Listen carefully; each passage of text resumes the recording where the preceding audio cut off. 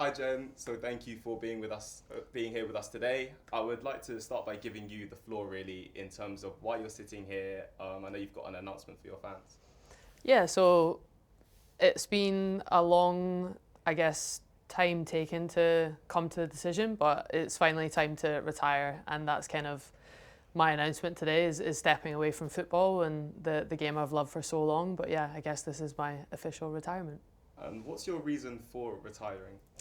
I think there's so many different reasons, right? But ultimately, it's been on my mind for a fair few seasons now. I think you never really know when the time is fully right, but ultimately, I think a lot of other things were really fulfilling me, and I was really ready to kind of start that next chapter. I've absolutely loved the game, and I've so many amazing memories. But I think going playing to America and experiencing that different league and was amazing. But I'm just ready for what's next.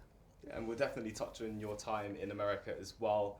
I'd like to start at the very beginning. We'll do a quick look back at your career. Yeah. So you started off at Celtic, and then after a year and a half, you joined Arsenal. What was it like playing for the North London club that first stint? Oh, it was incredible. I was young. I was playing in Scotland at senior football. You started 16, 17, 18, but was completely amateur. So I was kind of not really knowing what my pathway would take, and Arsenal was always that number one team. I think they won the European Cup in 2009, and that was ultimately when I got the call right after that. And it was one of those moments that I'll never ever forget. I got incredibly lucky with a guy called Tony Gervais, who is my under-19 Scotland coach, who got the assistant job at Arsenal. And I'll never forget the phone call of him wanting to sign me. So it was definitely a change, a turning point in my entire life. And it was the best decision I ever made to go and sign. Oh, amazing. And you played there for 4 years, was it? You had an amazing time there. You essentially won everything domestically that you could at Arsenal during that 4 year period. And then you decided to fly off to France to play for Montpellier. What was that like playing in France for those 2 years? Hard. It was, yeah, no. When I signed for Arsenal, I was among some of the biggest names in football. Right, it was walking to a dressing room, and all of a sudden, instead of watching those players on TV, I'm in a dressing room with Kelly Smith and Rachel Yankee and Alex Scott and all of these players that I'd massively looked up to for so long. So that kind of put me on stead to know what I guess success looks like and feels like and what it takes to get there.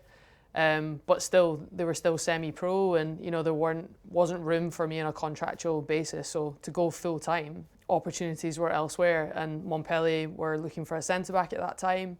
My brother was actually playing rugby out there at the same time, so I had a little bit of a comfort blanket. But I just wanted to challenge myself. I think that's all. I've never been scared of moves and going and experiencing different countries. But it was the best and hardest thing I think I've ever done was going to play in south of France. Sounds amazing, and it was in so many ways. But I was young. I was only 22, and it was a lot. A different language, different style of football, but learned a lot about myself. I think it's so important to go through those sort of difficult times. But first time full-time experience was out in Montpellier. And that's great. And then from Montpellier, you then came back to the WSL, but you joined Manchester City. Yeah. So what was your reason for joining Manchester City when you came back? So they had just launched the women's team in 2014, I think, and my really good friend Steph Houghton had signed for them on their opening season, and just their project and plans just blew every other club out the park at that point in time. The way that they were investing into the women's team, and I'll never forget that sort of, I don't know if it was Zoom call at that time, but the sort of call that took place, and they showed me the plans from Montpellier, and I was just blown away. And it was the style of football, and to be back in England, closer to friends and family. It was just, that was one of the best decisions that I ever made, was signing for Man City. Some of my best memories, and I learned a lot as a footballer. I think I progressed unbelievably as a footballer as well. Learned so much. Nick Cushing, still to this day, is one of the best coaches I've ever had, and obviously playing alongside some top players and winning trophies again. So it was awesome. And you mentioned being closer to home, Yeah. friends, family, but then you decided to fly all the way up to Melbourne City. Yeah, sounds a bit ironic. Yeah. So what was that like? Did you have a 100% win record there in the league? Yeah, we did. football has been the most incredible thing to be a part of, and I think one of the best things about it is experiencing different cultures and different countries and being able to travel to the most amazing places. And again, one of the best things about signing for Man City, you were now under the City Football Group. And we were Summer League at that point, and Melbourne played over the break. So I didn't miss any football, and it was just an opportunity that they wanted to kind of take a centre-back across there, and I was like, I would 100% love to go and do that. And again, they were some of the best 4 months of my life, I'll be totally honest. It was an unbelievable city. Again, I felt so safe within that City Football Group, learning a similar style of football, and again, playing with my best mate Kim Little came across with us, and Jess Fishlock as well, another incredible midfielder. And that's actually where I met Steph Catley as well, who's become one of my best mates, and obviously reunited at Arsenal. So again, amazing memories, and I know it's ironic going to the other side of the world to play football when you want to be closer to friends and family, but football's about experiences and growth and challenge, and that was another one of those moments where it was outside of my comfort zone, and lifted another 2 trophies out there, so it was amazing. And you did end up coming back to the WSL to play for Arsenal again between 2009 and 2013. Yeah. But I would like to touch on, in 2020, of course, you had your breast cancer diagnosis as well. What was it like managing both your personal life and your health and a professional career playing for one of the top clubs in the world at that point? Yeah, I mean, it was definitely hard. I think I always give credit to Arsenal at this point, because to go through something as difficult, health-related as breast cancer, I just felt so supportive, whether it be emotionally or physically, going through the actual diagnosis with tests and appointments and everything. So, it was hard, but I think I always say that the hardest part was having to step away from football at that point, to go through the surgery, and all I wanted to do was get back to the grass and get back to playing with my mates and get back to competition and everything I craved. But I think it was kind of athlete's mentality. I was just kind of putting one foot in front of the other and trying to get through it in the best way possible. But it definitely, completely changed my whole perspective on life, on football, and what really, really matters. And I felt really lucky to have an amazing group of people at the club. Joe Montemurro, I always talk about him in that sense. He became, I always knew he was an incredible human anyway, but he became a kind of second dad in that moment, when you're away from friends, away from family.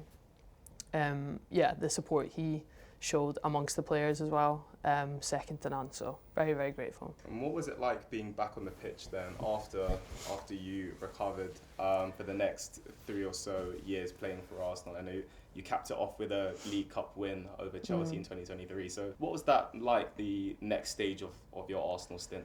Yeah, it was an interesting one, I think, because I think my perspective did change on football. It didn't necessarily become, I'll always be competitive, I'll always chase trophies, that's embedded within me. I always wanted to be playing at the top and with the best players, but I think the enjoyment became more important, or the connection with teammates is what I really valued. And I honestly think I enjoyed every single day after that, regardless of injuries or selection or anything. I think it drew me closer to teammates, but to only win 1 trophy after that doesn't sound like the most successful spell, but I think it's probably some of my most enjoyable years, so it kind of flipped it on its head in that sense. But yeah, the amount of fun we had as a team, or and still some amazing memories. There's still some core memories in there. Selling out the Emirates, and it was when the game in England was completely taking off after the Euros. So to still have been a part of that at a top club is, memories I'll hold forever. Yeah, now you're seen as somewhat of not only a WSL legend, but also an Arsenal legend as well. And then you decided to go to America. You went overseas again to play for Bay FC. What was it like playing in America, and how does the NWSL compare to the WSL? Yeah, I think that, the NWSL, it's obviously hard to watch with the time difference, but it was always that one league that I was always intrigued with, that I wanted to maybe try it if the time was right and if the offer was there. And I think Bay FC and what they were trying to do as a club just kind of, again, was really similar to European style of football, and I kind of thought, if I'm going to do it, it's now or never. And I remember a call with Lucy Rushton and really sort of pinning down what it would look like, and it just seemed like the right fit at the time. And to go and have that experience at the end of my career, I feel really grateful for, because it was hard. It was definitely another challenge, and probably even harder than I expected. That league is another level, and physically just really, really difficult. But from a kid from Glasgow to be living in California for the last year of playing, it was an amazing experience. I've got the palm tree tattoo to prove it. It was good fun. I love that. Yeah. So Jen, in 2021, you won the BBC Sports Personality of the Year's Helen Rollison Award for your contribution to charity in terms of the cancer work. Mm-hmm. In 2023, you were awarded with an MBE. Again, same for your charity work and football. And in America, aligning with the NWSL, you're also awarded with the Lauren Holiday Award as well for your contributions to the community in terms of your breast cancer work as well. So what's it been like in terms of using your profile in order to raise awareness? How important has that been to you? Yeah, I think it's probably been the stuff I've been most proud of, right? I think you work your entire life to be a footballer and train that every day, but to be able to do work outside of it, football has a platform, and I think it's a responsibility that we all have as women in the game and playing football, and that's something I never took lightly. And I think I always have massively respected the kind of platform we had and wanted to use it for better good. And regardless of what I went through personally, I always say it was never about me. It was about the bigger picture and trying to kind of share stories and create communities within football, but outside it as well. So sharing my story, again, I never in a million years thought that it would lead to awards or it'd lead to being recognised with stuff like that. But I think they ultimately are probably the things I'm most proud of, because they're non-football related, and it's how you are as a human being. And I always massively credit my family for that, for kind of giving me the support throughout, especially the breast cancer diagnosis, and having the sort of courage to speak out about it. I knew that they had my back in it all, so that was amazing. But no, I think it's a credit to football as well to kind of really share the story beyond me as well. I was always so blown away with the support of the football community, and the way that they showed support in sharing that story is something I'll never ever forget. So it's a special world, the football world. And I would just like to go back to your football career, but on an international front. Mm-hmm. Obviously representing Scotland, over 100 appearances there. And you helped Scotland to the first time they've ever qualified for a World Cup, the 2019 World Cup. Yep. How special was that for you to lead that Scotland team? Yeah, no, it was, you work so hard for all these qualifying campaigns, and knowing that when I first stepped into the national team, we hadn't quite made it yet. Of course, the most recent one was the 98 World Cup, which at that time felt pretty far behind.